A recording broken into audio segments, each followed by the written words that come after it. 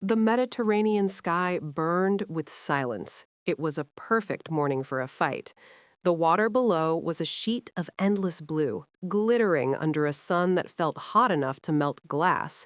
But up here, 20,000 feet above the waves, the air was cold, thin, and deadly quiet. Two black shapes cut through the horizon. They moved with a terrifying kind of smoothness, like sharks gliding through deep water. These were F-35 Lightning IIs. They were the pride of the Israeli Air Force. They were the most advanced machines ever built by human hands. They were ghosts. To the rest of the world, the battle that was about to happen was already decided. You do not fight an F-35 and win. You do not even see an F-35 until it is too late. They are stealth fighters. They are built to be invisible. They are built to kill you before you even know they are there. But waiting below, hugging the surface of the sea, was a single, lonely fighter jet. It wasn't black. It wasn't famous. It was painted in a simple, muted gray. It was a Swedish-made Gripen. Compared to the massive, expensive American jets above, it looked small. It looked light. It looked like an underdog. The pilot inside the Gripen was Captain Eric Anderson. He was not a ghost. He was a mechanic of the sky. He breathed steadily, his chest rising and falling against the straps of his flight suit. He checked his instruments. His radar screen was clear, but he knew they were coming. He could feel them. The radio crackled in his ear. It was a secure NATO channel. 2 bogies, inbound, vector south. Anderson didn't flinch. He didn't panic. He just tightened his gloved hand around the control stick. He knew exactly what he was facing. 2 F-35s. The ultimate test. A machine that cost $100 million against a machine that cost a fraction of that. A battle between invisible technology and raw, razor-sharp agility. "Let them come," he whispered to himself. "Let's see if ghosts can bleed." High above, the Israeli pilots were relaxed. They checked their screens. Their helmets, worth nearly $500,000 each, projected a 360-degree view of the world around them. They saw everything. Or at least they thought they did. "Contact expected in 60 seconds, the lead pilot said. His voice was calm, almost bored.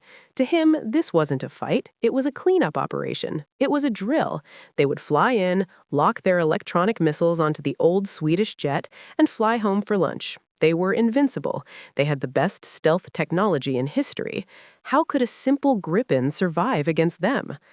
But pride is a dangerous thing in a cockpit. Pride makes you blind. Captain Anderson knew he couldn't beat them at their own game. He couldn't shoot them from long range. Their stealth would hide them. He couldn't run away. They were too fast. He had to do something crazy. He had to bring them into the mud. He pushed the nose of his Gripen down. The sea rushed up to meet him. He leveled off just 50 feet above the waves. At this height, the spray from the ocean mist against his windshield. He was flying so low that the heat and the moisture from the water created a clutter on radar screens. He was hiding in the noise. He was using the earth itself as a shield. Up above, the F-35s were confused. Their powerful sensors were scanning, searching, hunting, but the Gripen had vanished. 1 second, it was a blip. The next, it was gone, swallowed by the sea. "Lost visual," the wingman reported. There was a hint of irritation in his voice. This wasn't supposed to happen. The computer was supposed to do the work. "He's hiding in the deck," the lead pilot replied. "Drop altitude, flush him out. He can't stay down there forever." The 2 black jets dipped their noses and began to descend. They came down like hawks looking for a mouse in the grass. They were confident. They were aggressive. They thought they were the hunters. They were wrong. They were the bait. Anderson watched his passive sensors. He didn't turn on his radar. That would be like shining a flashlight in a dark room. It would give away his position. Instead, he listened. He waited. He let them get closer. He let them get comfortable. He counted the seconds in his head. 3, 2, 1. Now. Anderson slammed the throttle forward. The engine behind him roared like a dragon waking up. He pulled back on the stick with everything he had. The Gripen didn't just climb, it exploded upward. It went from flying flat against the water to going straight up into the sun in a heartbeat. The G-forces hit Anderson like a physical blow, pressing him into his seat, squeezing the air from his lungs, but he held on. On the Israeli radar screens, the ocean suddenly seemed to give birth to a rocket. The Gripen burst out of the clutter, climbing vertically, riding a pillar of fire. "Contact high! He's right below us!" The radio call was frantic. The calm was gone. The hunters had been surprised. Anderson rolled his jet at the top of the climb. He was now above them. He had traded speed for altitude, and now he had the advantage. He looked down through his canopy and saw the two F-35s. They looked flat and wide, exposing their backs to him. He dipped his nose. His targeting computer hummed. A square box appeared on his heads-up display, locking onto the lead F-35. A high-pitched tone screamed in his helmet. Beep! Lock. In a real war, a missile would have left his wing rail at that exact second. In a real war, the lead Israeli pilot would be dead before he even looked up. "Fox 2 on lead," Anderson said quietly into the recorder. "First kill." But the fight wasn't over. The wingman was still there, and the wingman was angry. The second F-35 broke hard to the right. The pilot slammed his throttle to the wall, engaging his afterburner.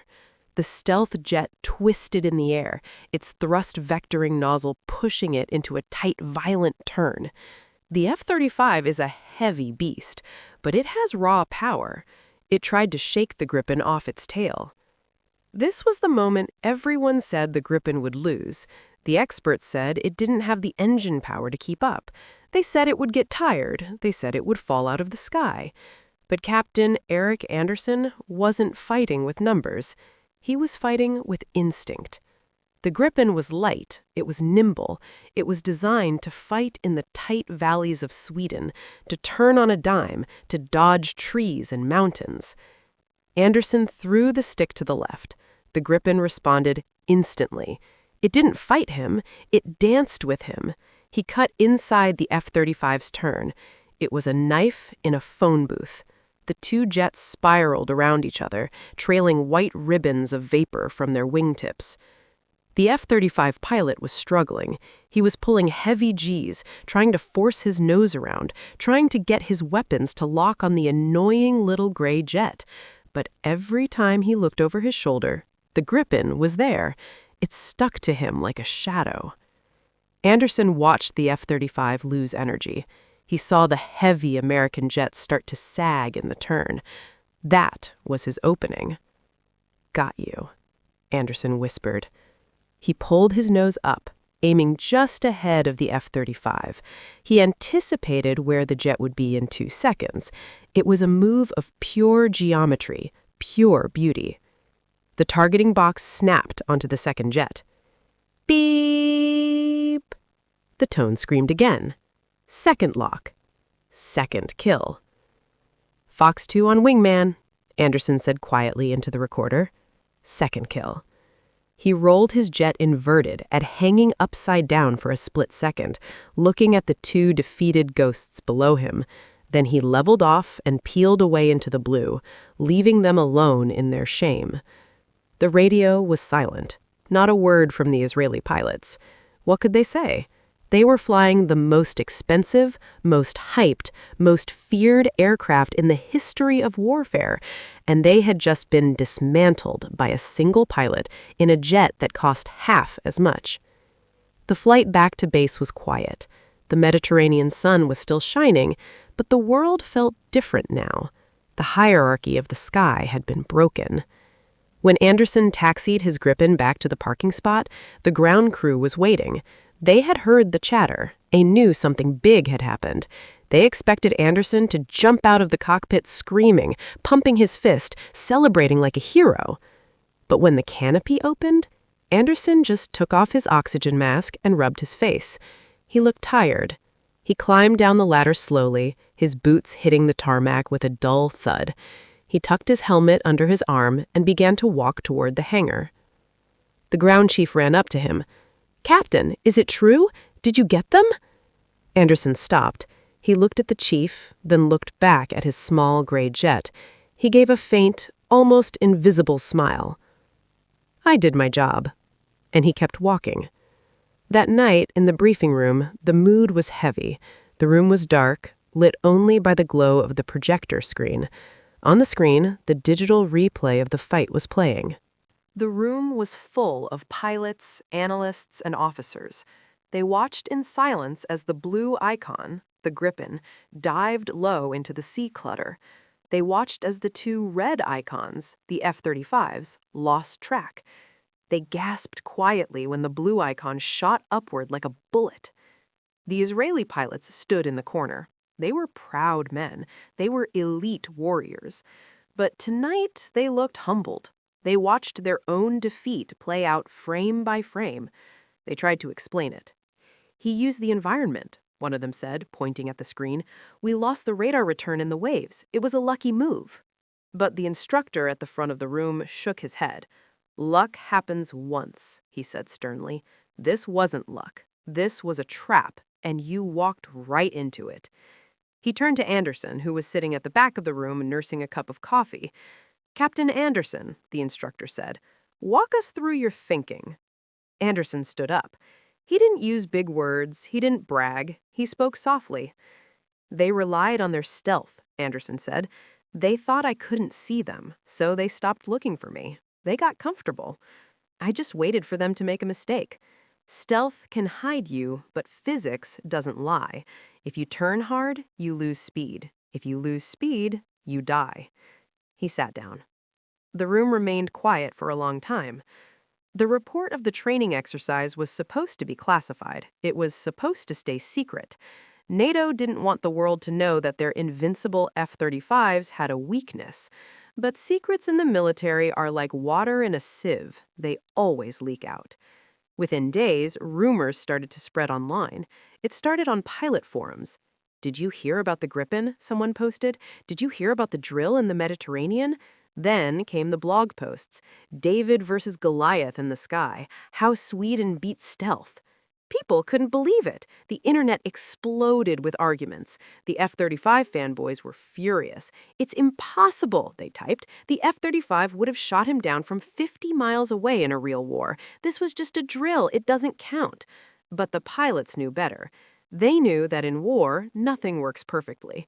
Radars fail, missiles miss, and sometimes you end up in a knife fight. And in a knife fight, you don't want a heavy, expensive computer. You want a blade. You want agility. The video simulation of the dogfight leaked a week later. It went viral. Millions of people watched the gray jet loop and roll around the clumsy black shapes. They watched the lock indicator flash red. They heard the tone. For the general public, it was a shock. They had been told that technology was everything. They had been told that the F-35 was a god of the sky. But here was proof that a human being, with skill and instinct, could still beat the machine. In Sweden, Anderson became a quiet legend. He never went on TV, he never wrote a book, he just kept flying. But at the Air Force Academy, young cadets started whispering his name. They studied his maneuvers. They stopped looking at the Gripen as just a budget fighter. They started looking at it with respect. In Israel, the lesson was learned the hard way. The Air Force didn't make excuses. They took the tape of the fight and they studied it. They changed their tactics. They realized that stealth wasn't a magic shield. They reminded their pilots that arrogance kills faster than missiles. Months passed. The contrails over the Mediterranean had long faded. The sea was calm again. But the memory of that morning remained. It changed something in the world of aviation. It reminded everyone that war isn't just about who has the biggest budget. It isn't just about who has the newest microchips. War is about the human element. It is about the mind of the pilot. One evening, long after the event, a young reporter managed to track down Captain Anderson at a small cafe near the airbase. The reporter wanted the scoop. He wanted the headline. "Captain," the reporter asked, leaning in with his recorder, "how did it feel? How did it feel to beat the greatest fighter jet in the world? Did you feel like a giant killer?" Anderson looked at his coffee. He watched the steam rise from the cup. He thought about the two Israeli pilots. They were good men. They were skilled. They just made the mistake of trusting their machine more than their eyes. "I didn't kill a giant. I just reminded them that they were mortal." "But surely you must feel like you made history." Anderson smiled that same faint, invisible smile. "History isn't made by pilots," he said. "History is made by survivors. I just wanted to come home." He stood up, put a few coins on the table, and walked out into the cool evening air. Above him, the stars were beginning to come out. Somewhere up there, jets were patrolling the darkness. Somewhere, young pilots were relying on their screens, trusting their stealth, believing they were invincible. But Anderson knew the truth. He looked up at the vast, empty sky. "Check your six," he whispered to the stars. "Always check your six." The story of the Gripen and the F-35s isn't just a story about planes. It is a story about the danger of comfort. It is a warning. When you think you are untouchable, that is when you are most vulnerable. When you think you cannot be seen, that is when you stop looking. The F-35 is a marvel of engineering. It is a masterpiece. But on that burning blue morning over the Mediterranean, it was just a target. And the Gripen? It was just a plane, but it was flown by a man who refused to believe in ghosts. The legacy of that fight lives on. It is taught in flight schools, it is debated in war rooms, it is a reminder that in the chaotic, violent, beautiful arena of aerial combat, nothing is guaranteed. The ghost is powerful, but the phantom is dangerous. The silence of the Mediterranean holds many secrets. It has seen empires rise and fall. It has seen wooden ships and iron battleships. It has seen biplanes and jets. But it will always remember the day the underdog danced with the giants and won. As the sun sets on air bases around the world, mechanics tighten bolts, pilots zip up their G-suits, and the engines roar to life.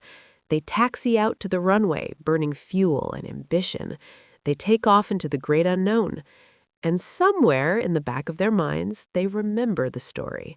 They remember the Gripen.